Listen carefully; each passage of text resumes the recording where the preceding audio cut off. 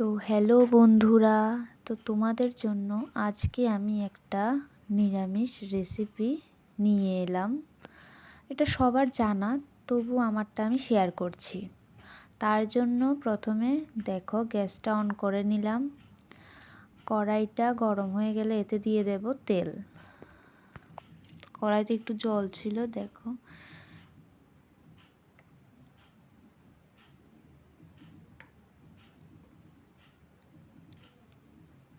জলটা শুকিয়ে গেছে। এখন আমি কড়াইতে তেলটা দিয়ে দেব।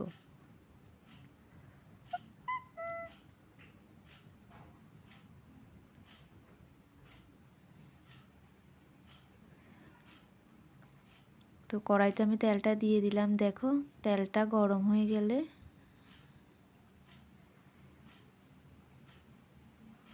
দেখো তেলটা গরম হয়ে যাচ্ছে।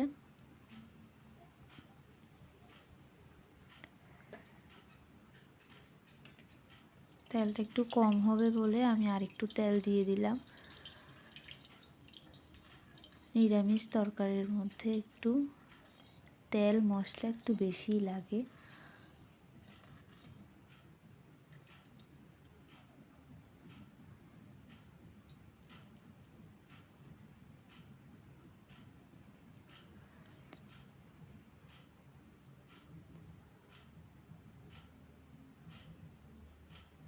তেলটা গরম হয়ে গেছে দেখো। এবার আমি তেলের মধ্যে ফোড়ন দিয়ে দেব।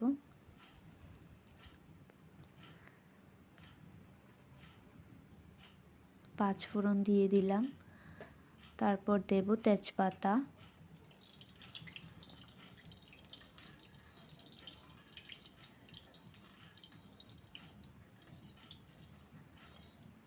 তেজপাতাটা দিয়ে দিলাম। এবার নেব।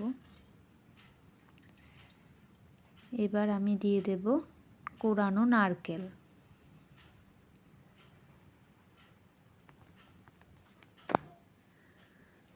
যখন এগুলো গরম হয়ে যাবে তারপর কোরানো নারকেলটা দিয়ে দিচ্ছি। দেখো এই যে দিয়ে দিলাম।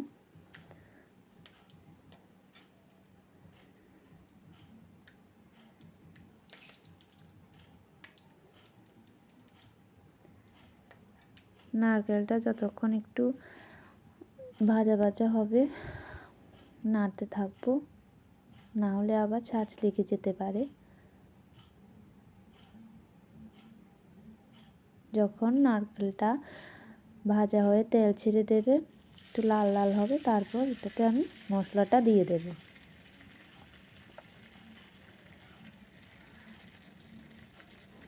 তেল ছাড়তে শুরু করলো।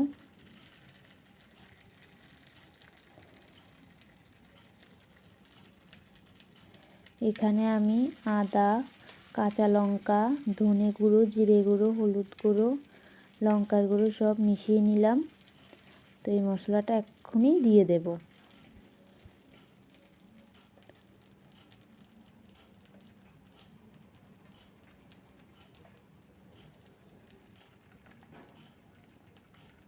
মশলাটা দিয়ে দিচ্ছি দেখো।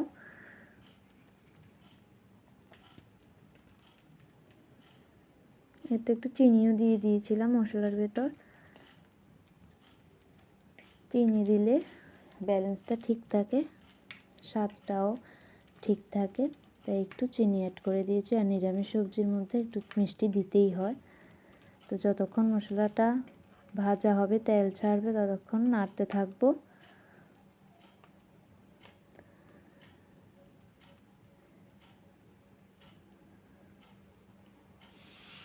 তেল ছেড়ছে দেখো, ভাজা ভাজা হয়ে গেছে। এবার আমি সবজিটা অ্যাড করব। সবজির মধ্যে রয়েছে পুঁই শাক, পুঁইর ডাঁটা, কুমড়ো, বেগুন, আলু সব মিলিয়ে।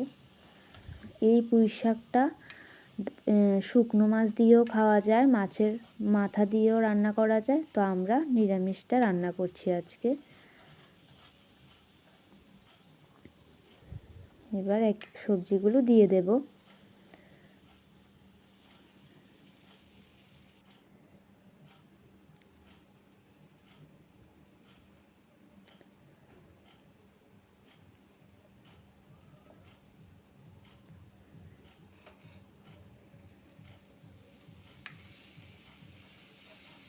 দিয়ে দিলাম। এবার উপরে নুনটা দিয়ে দেব, দিয়ে ঢাকা দিয়ে দেব, মজবে। যতক্ষণ না মজে তরকারিটা একদম কমে যাবে ততক্ষণ পর্যন্ত ঢাকনা দেওয়া থাকবে। এই যে দেখো অনেকক্ষণ পর মজে গেছে, গিয়ে তরকারিটা এরকম হয়েছে দেখতে। খেতে কিন্তু আমার কাছে দারুণ লাগে।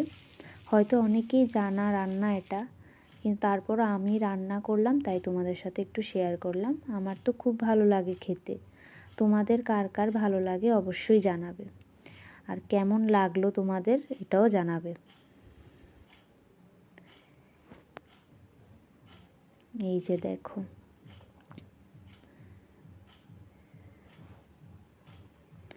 ভিডিওটা ভালো লাগলে লাইক কমেন্ট শেয়ার করে দেবে অবশ্যই। ধন্যবাদ সবাইকে।